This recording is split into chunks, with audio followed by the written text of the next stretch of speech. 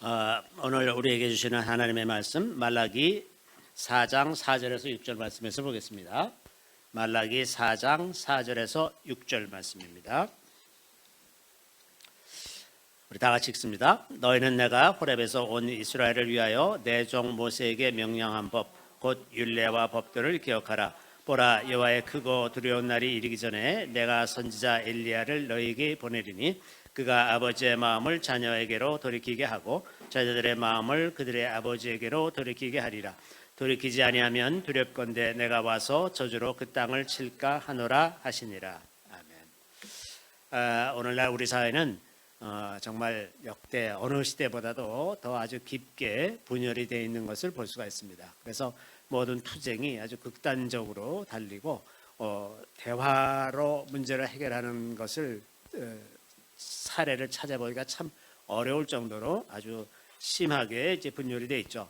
우선 남한과 북한 간에 아주 뿌리 깊은 골이 있고 또 지역별로도 동쪽과 서쪽 우리나라의 그 작은 땅에 동쪽과 서쪽의 갈등도 있고 부자와 가난한 자들 사이에 또 혹은 앞세대와 후세대 사이에 또 그 심지어는 요즘에는 남녀 간에도 이제 그렇게 전쟁이에요. 보니까 그 남녀 간에 또 이념을 가진 세력들 간에 아주 곳곳에서 완전히 어떻게 이렇게까지 갈갈이 찢겨져 있고 대화는 이루어지지 않는 이런 상황이 됐는지 참으로 안타까운 마음이 많이 있습니다.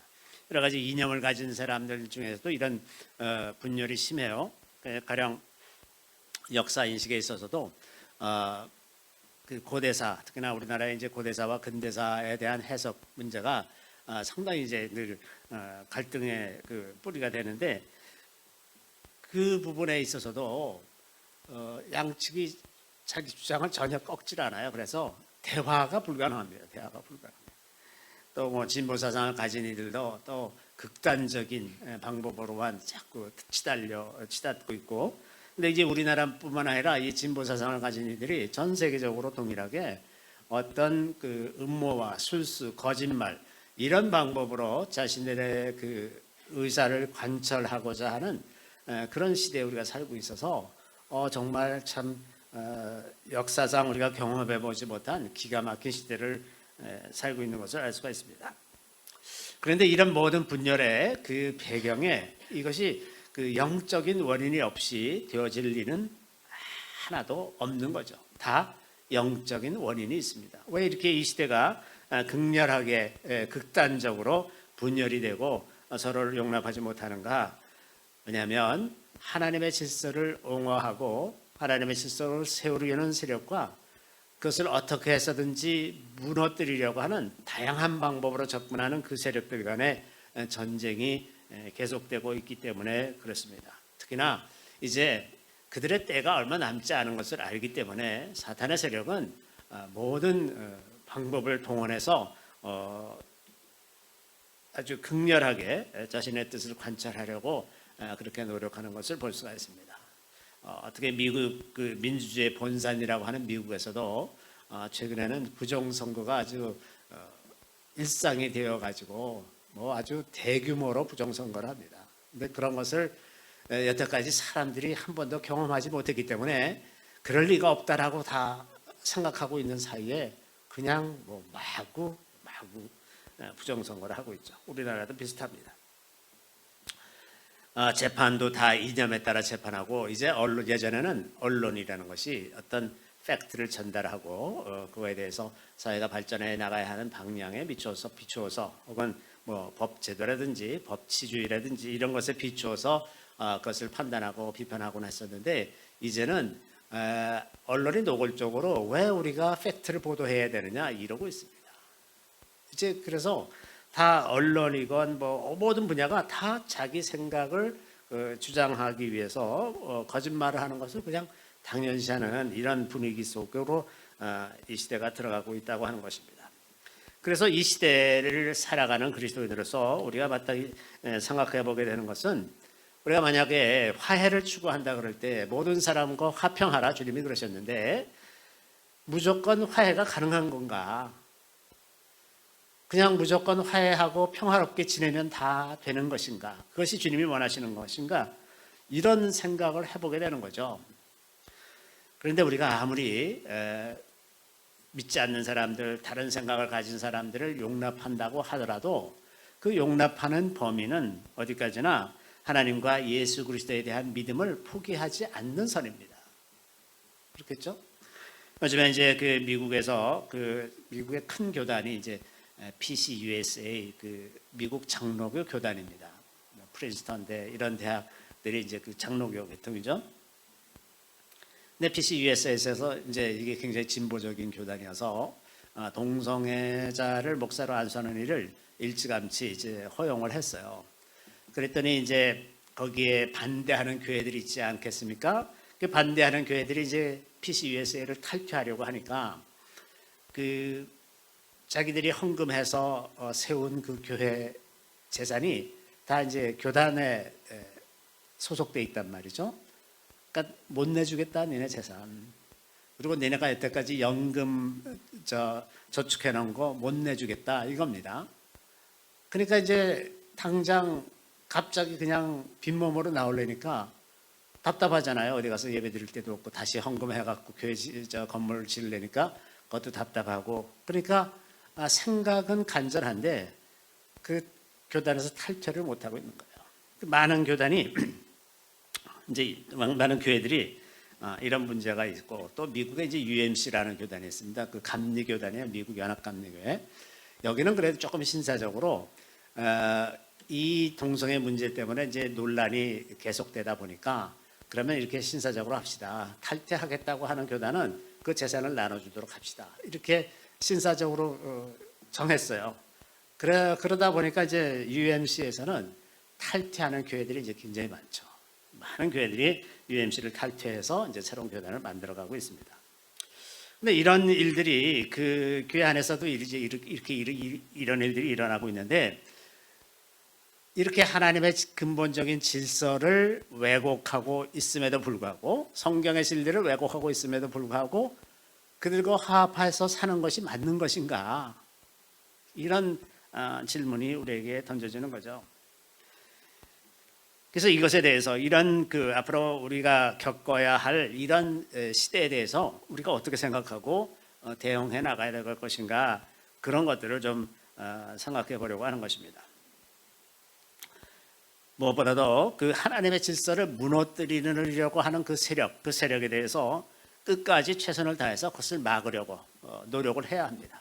가끔 길거리에 나가서 데모를 해야 되면 데모를 하고, 이런 합법적이고 우리에게 주어진 민주적인 권리를 활용해서 뭐 청원을 하건 무슨 법적인 그런 여러 가지 방법을 동원해서 끝까지 막으려고 노력을 해야 하죠. 지금 이제 다행히 우리나라는 큰 교회들이 이제 나서기 시작해서 차별금지법이나 이런 법들을 막으려고 이제 엄청 노력을 하고 있기 때문에 쉽지 않을 거라는 생각이 듭니다. 그래서 끝까지 이제 이런 잘못된 질서가 세워지는 것을 막으려는 그런 노력이 있어야 되고, 만약에 결국 이제 어느 때 가서는 그것이 무너질 수가 있어요. 이미 서구 사회가 다 그랬던 것처럼 하나님을 대적하는 세력이 이런 것들을 폭력적인 방법으로 교회에 핍박을 가하기 시작할 때, 그럴 때 우리는 어떻게 끝까지 믿음을 지키면서 살 것인가, 그것을 좀 생각하면서 살아야 될 것 같다. 그렇지 않고 이거 뭐 세상에 이런 것이지 내가 믿음을 버리려고 한 건 아닙니다. 주님한테 그렇게 말씀드려봐야 핑계일 뿐이죠. 다 배교하고 있는데 남들이 그래서 그런 것이고 세상에 그래서 그런 것이지 저는 주님을 배교한 적이 없습니다. 이렇게 말해봐야 별로 소용이 없을 거다 하는 생각이 들죠. 우리가 살아가는 시대의 특징적인 것 중에 하나는 이런 것입니다. 요한계시록에 이런 말씀이 있어요. 계시록 14장 13절에 보면, 또 내가 들으니 하늘에서 음성이 나서 이르되 기록하라. 지금 이후로 주 안에서 죽는 자들은 복이 있도다. 죽는 게 복이 있어요. 죽는 게 복이 있다 하시며 성령이 이르시되 그러하다 그들의 수고를 그치고 쉬리니 이는 그들의 행한 일이 따름이라 하더라 하시더라. 많은 세월 동안 고통과 핍박 속에서 살다가 죽으면 죽는 것이 복이 있다. 또 앞부분에 이제 6장에 가보면 사람들이 죽기를 구하나 죽지 못하는 그런 시대예요. 그런 시대. 그렇기 때문에 그런 시대에서 죽을 수 있다는 것은 오히려 복이라는 생각. 그래서 우리의 생각의 패러다임을 좀 바꿀 필요가 있겠다는 생각이 듭니다. 오늘날 사람들이 너무 장수해서 얼마 전에도 누구를 만났더니 자기 어머니가 96세. 정말 너무 오래 사시는 거예요. 너무 오래. 건강한 사람들은 너무 오래 사셔요. 그러니까 가족들이 많은 어려움이 있어요. 죽고 싶어도 죽지 못해. 자꾸 살아. 이런 시대에 산단 말이죠, 우리가. 정말 무료하게 충분한 기력이 있어서 무슨 활동을 하면서 96세를 사는 게 아니라 정말 그냥 병원에 누워서 맞지 못해서 그냥 사는 것처럼 사는데 죽지도 못하잖아요. 이걸 어떻게 복이라고 말할 수가 있습니까? 죽고 싶어도 죽지 못하는 그런 시대에 우리가 사는데 그리스도 안에서 죽는 것은 복이 있다는 것입니다. 그래서 우리가 죽음을 두려워하는 그 마음에 대해서 우리가 자기 자신을 다시 한번 돌아보고 정말 복 있는 것이 무엇인가라는 생각을 좀 해봐야 될 것 같습니다. 자, 그래서 이렇게 좀 기본적으로 우리가 살아갈 환경이 그렇게 녹록지가 않지만 그럼에도 불구하고 우리가 추구해야 하는 것은 많은 사람들과 화평하게 지내는 것입니다. 우리가 어떻게 화평하게 지낼 것인가 하는 이 문제죠. 히브리서 12장 14절에는 모든 사람과 더불어 화평함과 거룩함을 따르라. 이것이 없이는 아무도 주를 보지 못하리라. 자, 여기 이제 히브리서 기자가 이야기하는 것이 화평함과 거룩함, 이 두 가지를 동시에 이야기하고 있다는 것을 주목할 필요가 있습니다. 화평함을 위해서 거룩함을 포기할 수가 없다는 거죠. 화평하면서 그것이 거룩함을 유지하는 선에서, 이 유지하는 선에서 우리가 이웃들과 화평을 추구하는 것이고, 또 예수님이 산상수훈에서 화평하게 하는 자는 복이 있나니 그들이 하나님의 아들이라 일컬음을 받을 것이며, 이건 분명히 복 있는 일입니다. 그래서 우리가 끝까지 최선을 다해서 화평함, 다른 사람들과 화평하게 지내는 그 길을 추구하면서 살아야 할 것이 우리에게 주어진 명제라고 볼 수가 있습니다. 이렇게 하기 위해서 우리에게 꼭 필요한 것이 무엇인가? 우리가 어떻게 하면 화평하면서 동시에 거룩한 삶을 살 수가 있을까? 이 문제에 관해서 우리가 꼭 기억해야 되는 것은 본질이 무엇이냐는 것입니다. 본질. 우리가 지켜야 하는 본질이 무엇인가? 우리가 그 본질적이지 않은 그런 요소들을 가지고 그것을 본질이라고 착각해서 그것을 지키려고 노력을 하다가 보면 이제 엉뚱한 데서 펑크가 나서 다 망가지는 수가 많이 있죠. 쓸데없이 이제 본질적이지 않은 것들에 대해서 집착하다가 불필요한 희생을 치른다거나 불필요한 그 오해들을 낳고 오히려 교회를 세워가는 일에 방해가 되는 그런 일도 얼마든지 있을 수가 있습니다. 예를 들어서 이 본질적인 것 중에 하나는 교회 건물입니다. 교회 건물. 우리가 교회를 지킨다는 것이 교회 건물을 지킨다는 것과 동일시 될 수도 있는데 사실은 교회 건물은 본질이 아닙니다. 교회 건물은 없어도 돼요. 없어도 됩니다.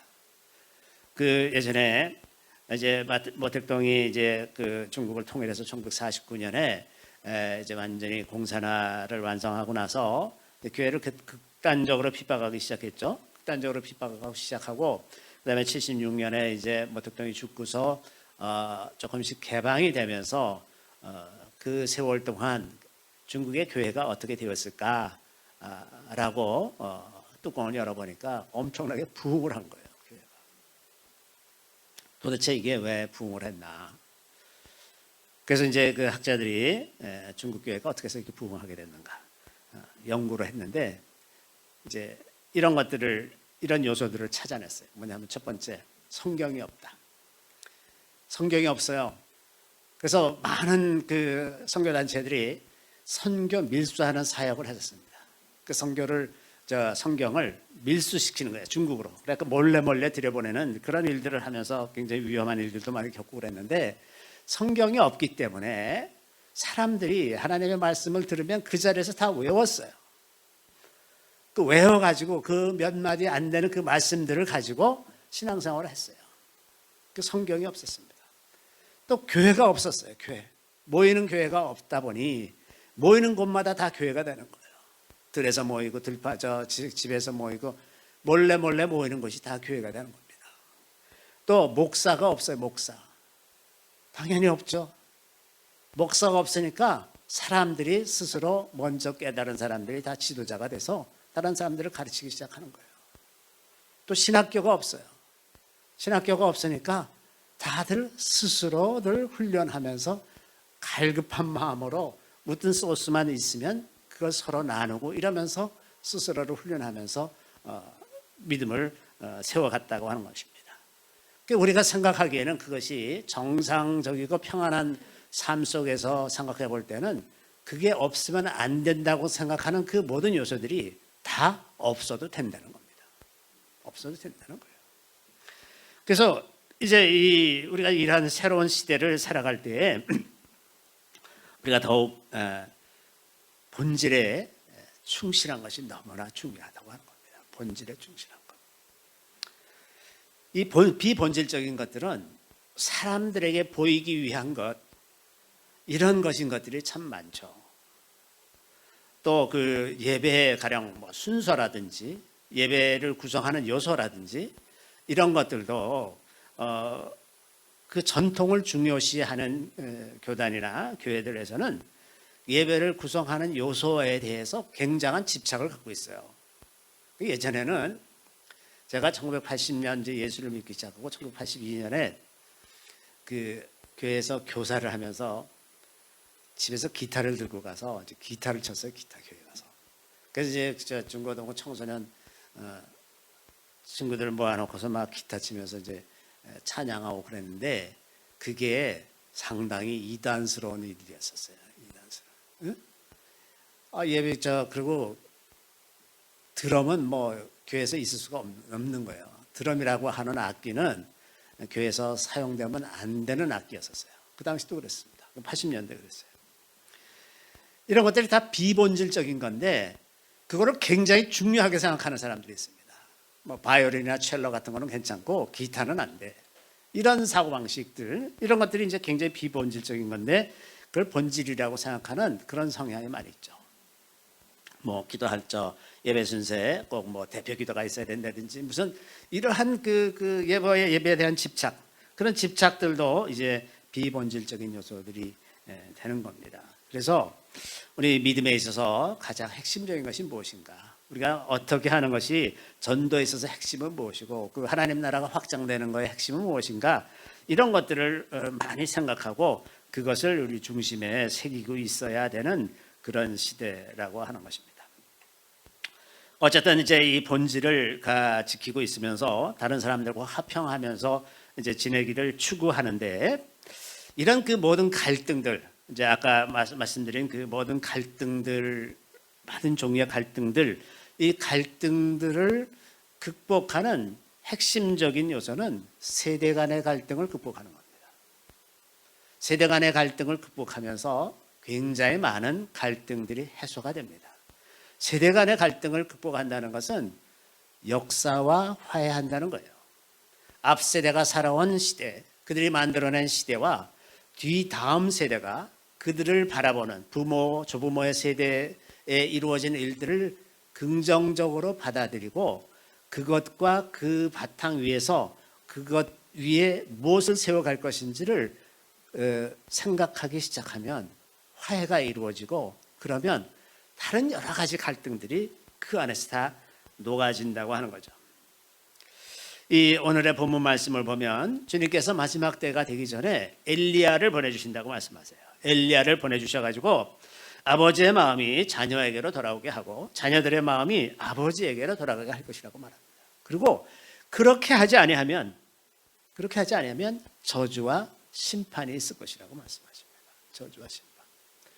그래서 이 말씀으로 보면 이 시대에 우리가 추구해야 할 중요한 목표 중에 하나는 앞 세대와 다음 세대의 화해입니다. 이것을 이루지 못하면 이 나라는 저주를 받을 것입니다. 앞 세대와 뒷 세대가 화합하지 못하는 것은 앞 세대에 부어주신 하나님의 복을 다음 세대가 부인하는 거예요. 그것은 곧 하나님을 부인하는 것과 같습니다. 하나님의 복은 언제나 부모 세대를 통해서 자녀들에게 흘러 들어가도록 하는 것입니다. 그것이 하나님의 질서예요. 그래서 다음 세대가 앞 세대를 부인하고 그들을 저주한다면 그 저주는 자기들이 스스로에게 불러들이는 저주가 될 수밖에 없습니다. 다음 세대가 앞 세대를 축복하고 그들께 감사하는 그런 마음이 세워질 때 비로소 앞 세대에 내리신 복이 계속해서 다음 세대에 흘러들어가고 그 위에 그 어깨를 딛고 한 발짝 더 도약할 수 있는 그런 길을 내시는 것이 하나님의 질서이기 때문에 그렇습니다. 그래서 이 분열을 극복하는 핵심으로서 우리가 세대 간의 화해가 이루어져야 할 것인데, 그렇다면 우리 세대 간의 화해를 어떻게 이룰 것인가? 무엇보다도 성령의 도우심이 절대적으로 필요합니다. 성령의 도우심이 필요합니다. 역사상 모든 세대는 다음 그 앞 세대가 보기에 다 버릇없고 엉망이라고 생각했어요. 그런 얘기가 옛날의 기록에도 다 똑같이 있습니다. 지금도 앞 세대는 다음 세대가 버릇이 없다고 이렇게 얘기하죠. 그런데 이 갈등, 이 간극을 이제 제거하고 앞 세대의 말에 경청하게 하는 것, 그리고 다음 세대의 말에 경청하게 하는 이 모든 일들은 우리 안에서 성령께서 일하실 때 가능해진다고 하는 겁니다. 성령께서 우리의 마음을 부드럽게 하셔서 우리에게 주신 놀라운 은혜가 다음 세대에게도 주어지기를 원하시는 하나님의 마음, 나를 귀하게 여기시는 하나님의 마음이 동일하게 내가 저렇게 버릇없고 망나니 같다고 생각하는 그 다음 세대에게도 부어주시기를 원하는 하나님의 마음, 그 동일한 하나님의 마음을 깨달을 때 비로소 세대 간의 대화가 시작되는 것입니다. 자, 세대 간의 갈등이 극복되는 핵심적인 요소는 그 생각이 일치하는 것입니다. 생각이 일치하는 거예요. 모든 갈등의 뿌리는 다 생각입니다. 생각이 달라서 갈등이 일어나는 거예요. 그래서 생각을 모으고 생각이 하나가 되면 자연스럽게 이제 갈등들이 크게 해소되기 시작하죠.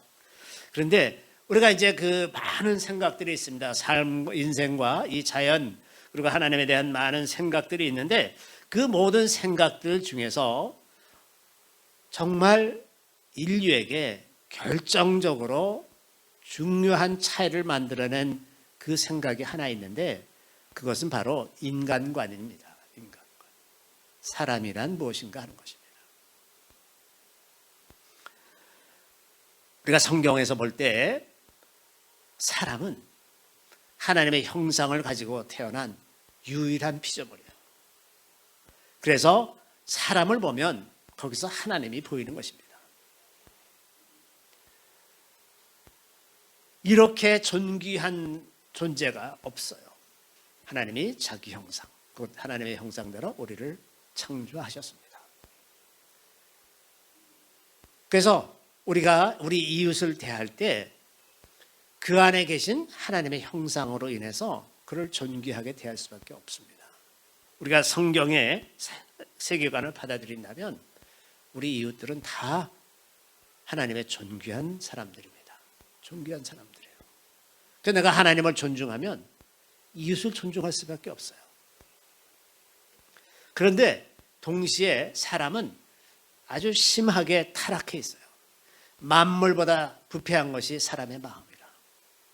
심히 부패해 있어서 이 두 가지 측면, 존귀하나 타락해 있는 이 두 가지 측면이 항상 있는 거예요. 항상 있는 겁니다.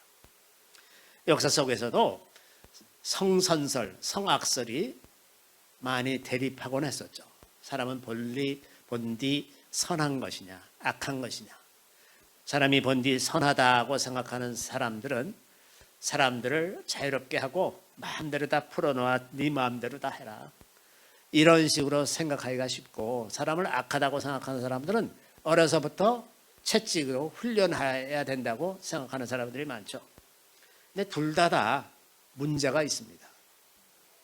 성선설 쪽의 생각을 가진 사람들은 사람을 방종하게 만들고, 성악설 쪽의 생각을 가진 사람들은 사람을 지나치게 억압해서 그에게서 어떠한 창조성이나 자율성이나 그 아름다운 인간의 형상이 발현되는 것을 통제하고 있기 때문에 그렇습니다.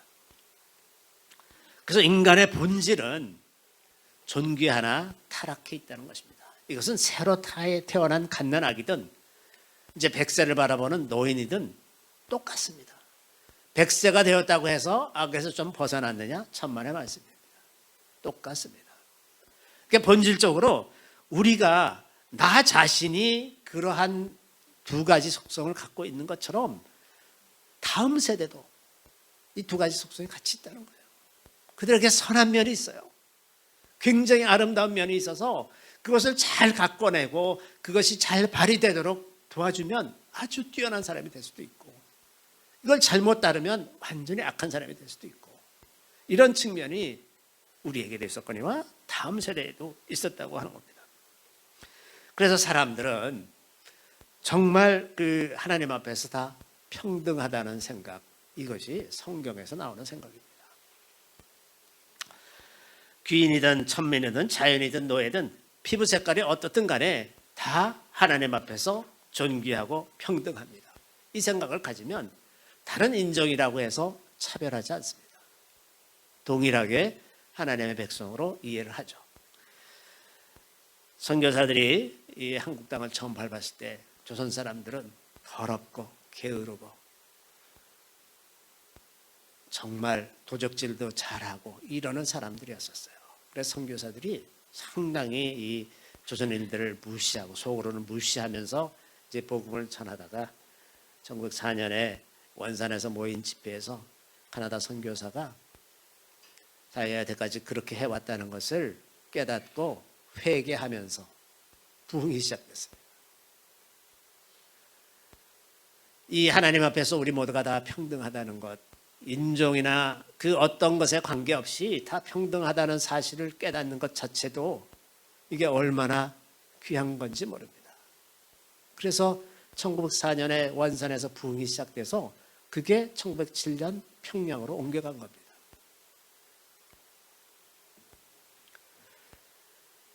그래서 모든 사람들이 다 죄인이라는 이 사실 때문에 인류의 모든 문제는 남의 문제이기도 하지만 나의 문제이기도 하다. 그래서 내가 죄인이어서 일어나는 문제라고 생각하는 것이 정상적인 생각이에요. 그런데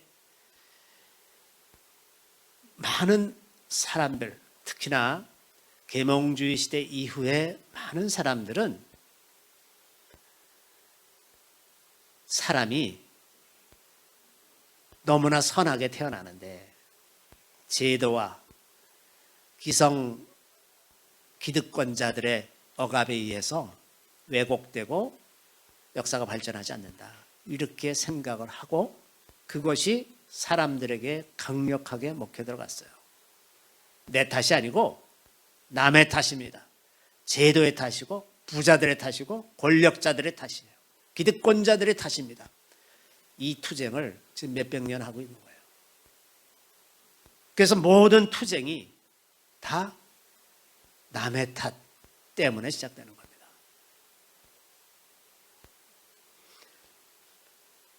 심지어는 우리나라는 기득권자들은 다 또 친일파래요. 그게 무슨 상관이 있습니까? 그래서 말이 안 되는 거에다 다 말을 붙여가지고 부자들은 다 부정한 방법으로 돈을 벌었다고 그렇게 편견을 가지고 있고, 또 미국에서는 백인들은 다 나쁜 사람들이다. 그래서 이제는 백인들 것을 약탈하고 훔치고 빼앗는 것은 더 이상 죄로 생각하지 않는 그런 분위기 속에서 미국 사회가 급격하게 붕괴되고 있습니다. 다 남의 탓이에요. 다 남의 탓하는 문화 때문에 그런 사고방식, 내가 문제가 아니라 다 남의 문제이기 때문에 이제 인류에게 큰 재앙이 오고 있는 것입니다. 그래서 사람을 평등하게 대하지 않고 인종이나 사상이나 종교 이런 것으로 구분해서 선악을 나누는 것은 반드시 꼭 신분 질서를 만들어냅니다. 지금도 우리나라 좌파들도 요즘에 언론 지상에 오르내리는 것들이 이 좌파의 부정부패잖아요. 왜 그 사람들이 이렇게 심하게 부패한가? 역사상 보면 좌파들의 부패는 우파들의 부패와 비교할 수 없을 정도로 심합니다.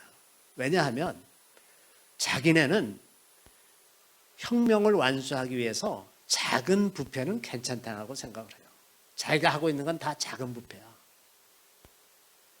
근데 큰 부패가 뭐냐? 실체가 없어요. 중국의 지도자들은 거의 대부분 조 단위의 돈을 해외에 감추고 있다 그래요. 조 단위입니다. 조 단위. 부패하는 수준이 달라, 수준이. 우리나라는 5천만 원만 넘어가면 특별법에 의해서 처벌을 받습니다. 근데 조 단위예요, 조 단위. 그게 모든 진보 사상을 가진 세력들은 새로운 신분 제도를 만들어내요. 질서가 또 세워집니다. 공산당원, 노동당원, 또 깨어있는 깨시민 이런 식으로 해서 계급을 만들고 나머지 대부분의 사람들을 노예로 만드는 것이 진보 사상이에요. 성경에는 너희는 재판할 때에 불의를 행하지 말며 가난한 자의 편을 들지 말며 세력 있는 자라고 도전하지 말고 공의로 사람을 재판할지며 너는 내 백성 중에 돌아다니며 사람을 비방하지 말며 내 이웃의 피를 흘려 이익을 도모하지 말라. 나는 여호와이니라. 레위기에 이런 말씀이 있습니다. 재판할 때 가난하다고 편들지 말아라. 가난하다고 다 의로운 사람들은 아니잖아요. 부자라고 의로운 사람 아니잖아요. 가난하다고 편들지 말고 부자라고 편들지 말아라. 다 공평하게 대하라. 공평하게. 이게 법질서죠. 그래서 진정한 화합을 이루기 위해서 우리가 꼭 공유해야 할 생각은 누구나 다 존귀하나 죄인이라고 하는 것입니다. 이것을 우리나 다음 세대나 앞 세대나 모두가 다 공유를 해야만 거기에서 이제 비로소 대화가 시작되고 문제 해결이 시작될 수 있습니다. 두 번째는 그 역사인식에 있어서 일치를 추구해야 합니다. 참으로 안타까운 것은 이제 성경을 이해하는 관점이나 혹은 우리의 세속사, 대한민국의 세속사를 이해하는 관점에서 이 부분에서도 굉장히 분열이 많아요. 성경을 성경 있는 대로 이해하지 않고 가령 구약에 대한 태도, 구약에 대한 생각을 완전히 다르게 하는 사람들이 굉장히 많이 있습니다.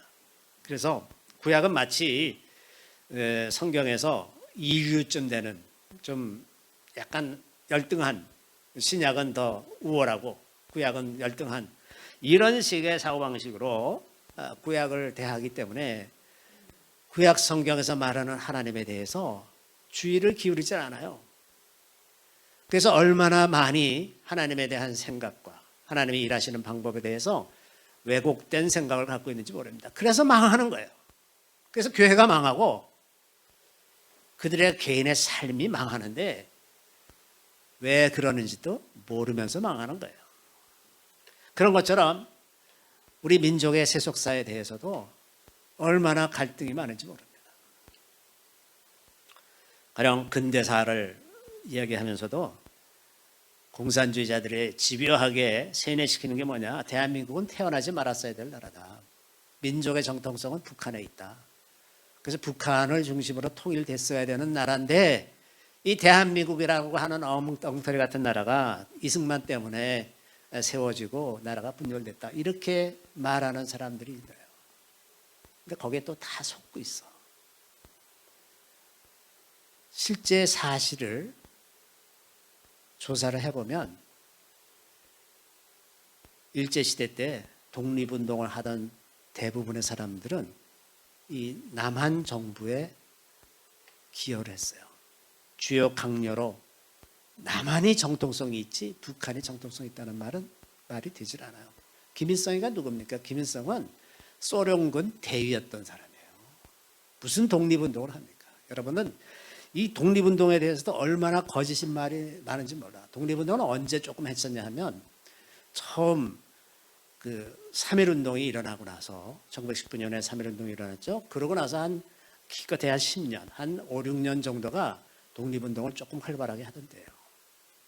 근데 그 이후로는 일본이 만주를 진출하고 만주가 일본의 관할 하수구에 들어가면서 그 안에서 어떻게 독립운동을 합니까?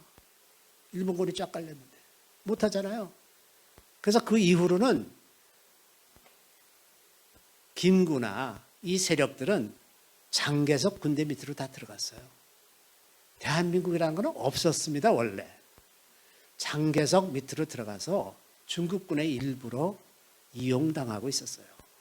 그 이후로는 독립운동이라는 게 없습니다. 없어요. 있긴 뭐가 있어요.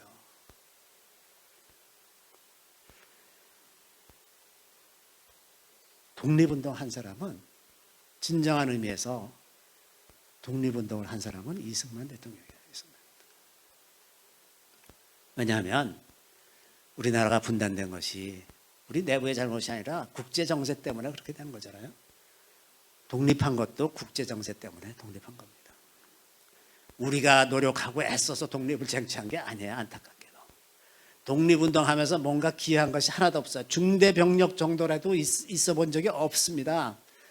그래서 가령 한반도를 수복하는데 가령 독립군 부대가 황해도 어디로 상륙해서 어디를 하고 이런 작전을 한 번에 한 번도 없습니다. 한 번도 없어요. 허당입니다. 허당. 그래서 그런 이슈를 가지고 태어나지 말았어야 되는 나라다 이렇게 생각하는 것은 정말 참 안타까운 일입니다.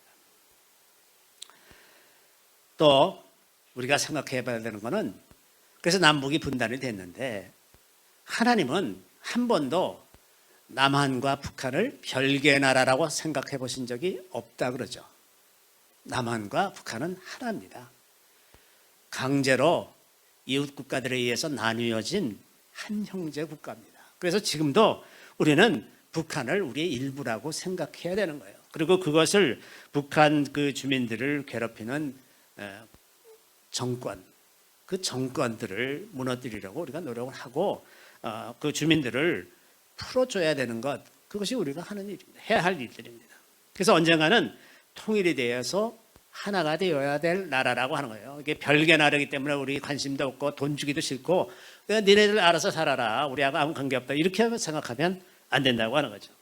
그래서 또 이제 우리나라 역사에 대해서 이렇게 조금 이렇게 공부를 해보면 우리나라의 그 사학자, 정통 국사학자들이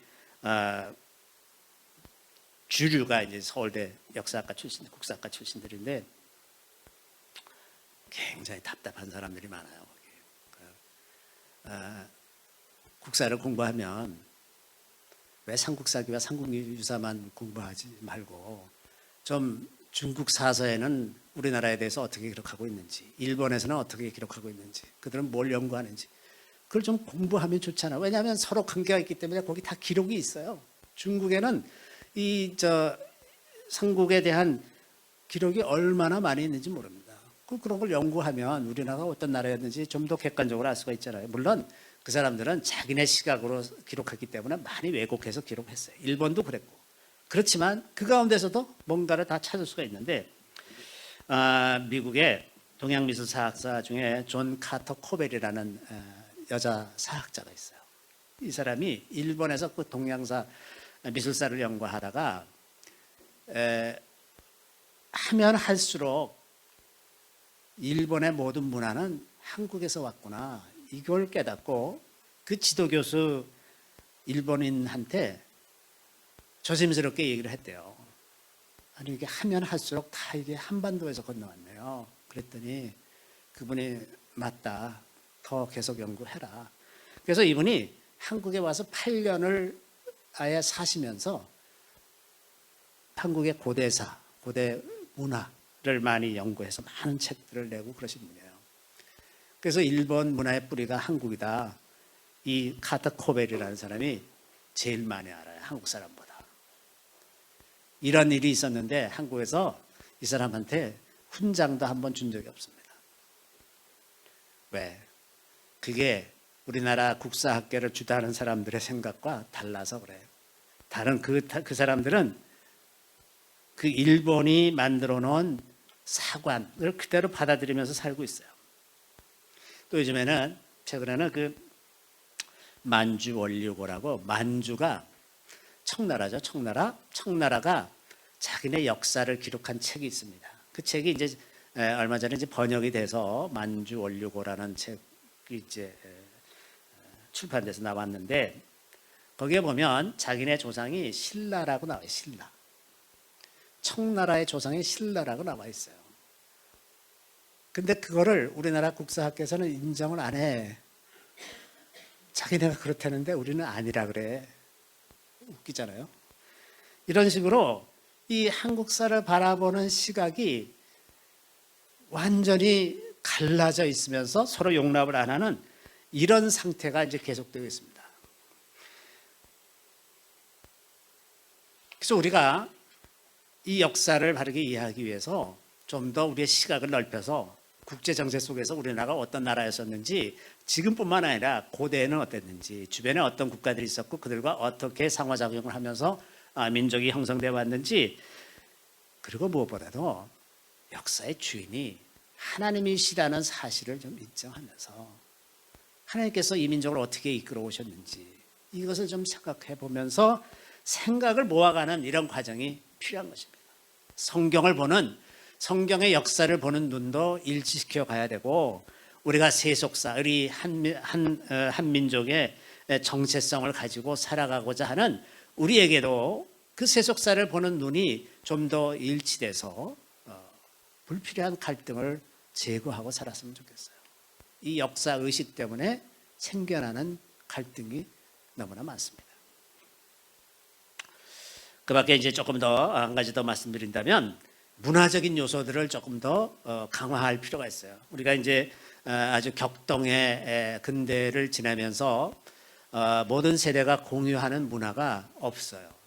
많이 이제 사라지는 거죠.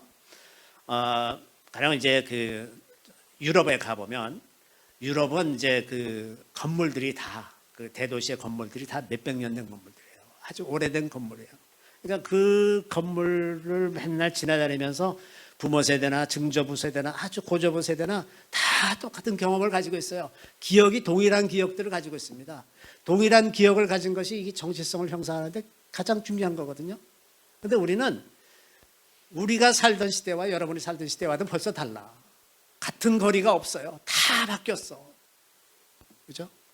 얼마나 많은 것이 다 바뀌었는지 알 수가 없습니다. 그러니까 공유하는 기억이 없기 때문에 세대들이 낱낱이 다 흐트러지는 게 쉬운 거예요. 모아지기가 어렵고 흩어지기는 쉽게 돼 있습니다. 그래서 이제 그것을 공유하는 기억들을 갖기 위해서 이제 그 문화적인 것들이 필요한데, 예를 들면 이제 삼국지 위지 동의전이라는 데를 보면 이건 이제 그 중국 측의 시각에서 쓴 내용이 어떤 내용이 있냐면은, 동이족들은 풍습이 온화하고 단결을 잘해서 그들과 싸워서 능히 이길 수가 없다. 그런데 그 풍습이 온화하다는 것이 뭐냐면 1년 12달 매달 한 번씩 축제일이 있어요. 5월 달에 단어 있고 7월 칠석이 있고 이런 식으로 고대 한국으로 가면 매달 축제가 있습니다. 그리고 그 축제의 핵심은 뭐냐면 그 축제 날에 가난한 자들을 돌보는 거예요. 가난한 자들에게 먹을 것을 나눠줍니다. 그래서 이런 공동체로 살아가고자 하는 정신이 매달 그 문화 속에서 구현이 되고 있기 때문에 강한 나라가 되는 거죠. 당연히 강한 나라가 되는 겁니다. 이런 요소들이 이제 흔적이 남아 있는 것이 가령 뭐 설날이나 추석 이런 것들이 이제 약간 남아 있는데 이제 점점 그것도 퇴색하잖아요. 이제 추석도 이제 뭐 다 해외여행 가기 좋은 날로 다 바뀌고 이제 뭐 차례도 저 해외에서 뭐 인터넷으로 드리고 뭐 이제 이렇게 모든 것이 다 바뀌어 가서 저 기억 공유하는 기억들이 점점 없어지는 그런 시대에 살고 있어서 참 안타까운 말인 거죠. 교회 안에서도 마찬가지입니다. 교회 안에서도 공유하는 기억을 만들어가는 것, 그것이 참 중요한데, 그래서 저희 교회가 어린이들과 같이 예배 드리는 거예요. 그 예배 시간을 공유함으로써 공유하는 기억을 가질 때 그 서로가 하나가 되기가 훨씬 쉬운 거예요. 또 예배나 어떤 행사나 이런 것들을 다 이제 그런 식으로 만드는 것이 필요하죠. 또 이제 국가적으로 보면 요즘에 그래도 제가 조금 긍정적으로 생각하는 요소가 이제 두 가지가 있는데, 첫 번째는 트로트 열풍입니다. 트로트 열풍.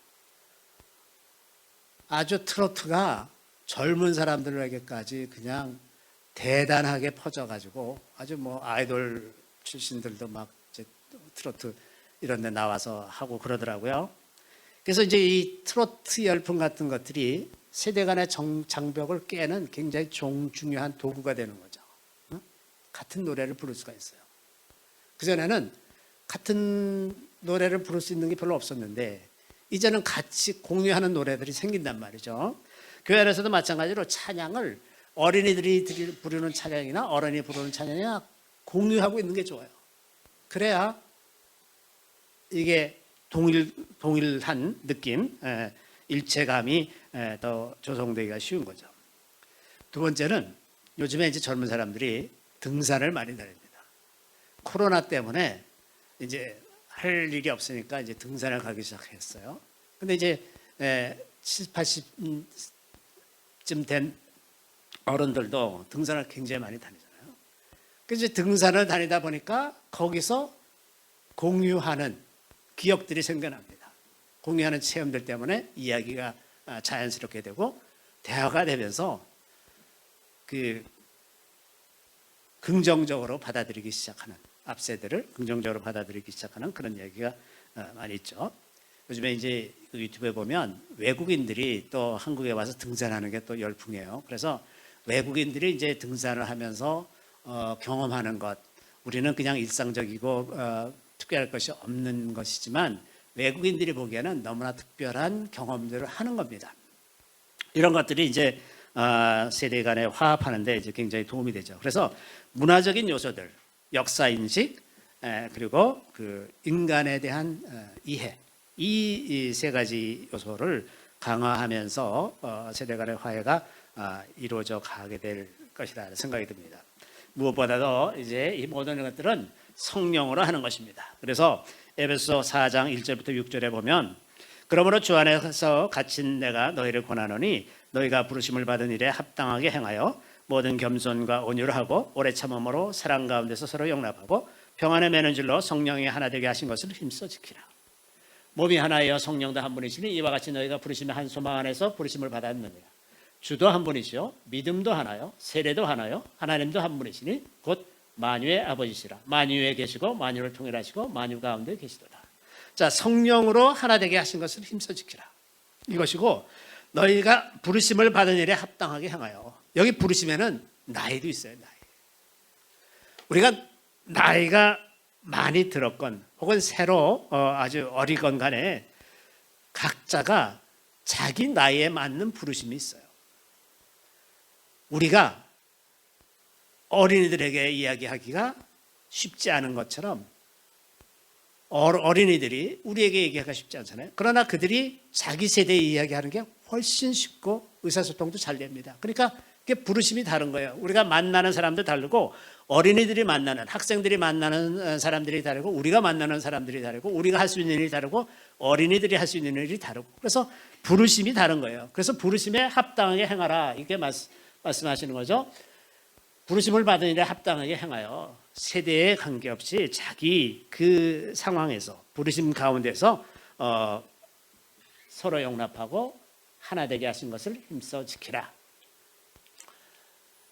그래서 몸도 하나고 한 소망을 가지고 있고 주님 한 주님을 믿고 믿음도 하나고 세례도 하나고 하나님도 한 분이에요.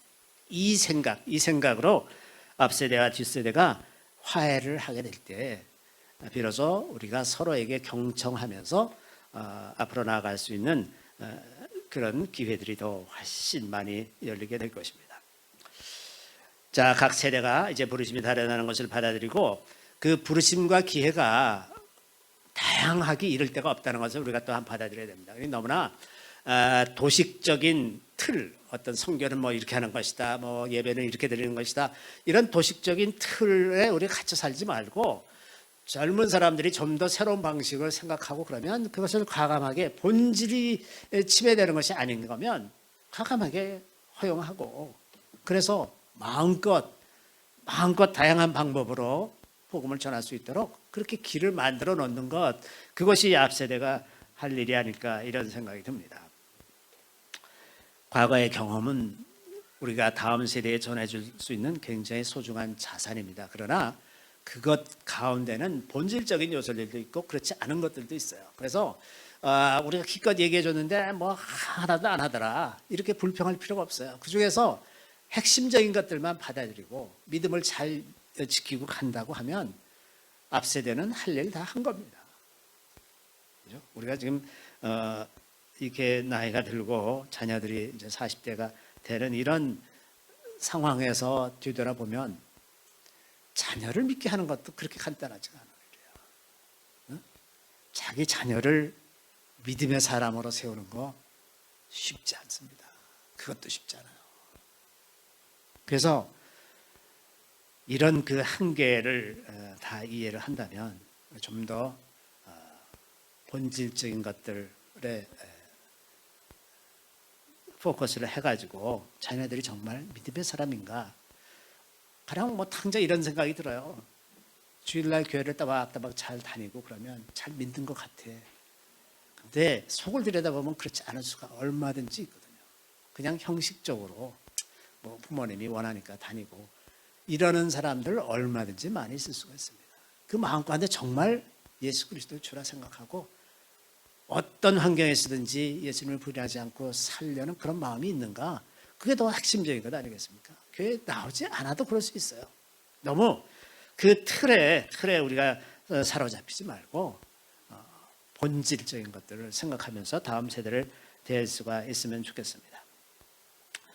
그래서 이제 앞세대가 이 다음 세대가 하는 일들, 또 그들이 이뤄내는 그 성취들로 인해서 크게 기뻐할 날들이 올 것입니다. 성령으로 그렇게 될 것입니다. 그래서 과도하게 간섭하거나 코치하거나 이럴 필요 없이 그들이 자유롭게 하나님이 주시는 마음과 생각으로 다양한 방법으로 복음을 표출할 수 있도록 도와주는 그런 일이 일어날 때 비로소 이제 분열해서 화합으로 가서 교회를 통해서 하나님께서 큰 부흥을 이루실 거라고 생각을 합니다. 잠시 기도하겠습니다. 주님을 찬양합니다. 우리 주님의 놀라운 은혜가 이제 세대 가운데 그 갈등들, 그것들을 다 녹이시고 새로운 시대를 향해서 나아가게 하시는 것을 기대하며 감사드리옵나이다. 주님, 앞세대나 다음 세대나 다 성령 안에서 하나가 되기를 구합니다. 우리의 다 연약함과 우리의 어리석음과 우리의 존귀함을 동일하게 인식하고 과거에 대한 생각들이나 또 문화적인 여러 가지 요소들이나 지금 이런 모든 일들을 우리가 지혜롭게 잘 헤쳐나가면서 이제 앞세대와 뒷세대가 화합하고 모든 갈등들을 해소해 나가는 그러한 용사들이 다 될 수 있게 도와주시기를 간절히 바라고 꼬나옵나이다. 주님, 무엇보다도 우리가 가장 핵심적이고 본질적이고 가장 중요한 것이 무엇인지 늘 살피고 우리는 그것에 초점을 맞추어서 우리의 삶을 형성해 나갈 수 있게 되기를 구합니다. 오지는 부질없는 것, 저는 사소한 일에 우리가 우리의 에너지를 쏟아 부으면서 그것으로 인해서 갈등을 일으키고 그것으로 인해서 다음 세대를 이제 핍박하고 힘들게 했던 그런 것들이 있으면 다 용서하여 주시고 이제 다 화해하여서 성령으로 말미암는 놀라운 화해가 세대 간에 또 민족 간에 열방 간에 다 이루어지게 도와주시기를 간절히 바라옵고 모든 말씀 우리 구주 예수 그리스도의 이름으로 감사하며 기도드리옵나이다. 아멘.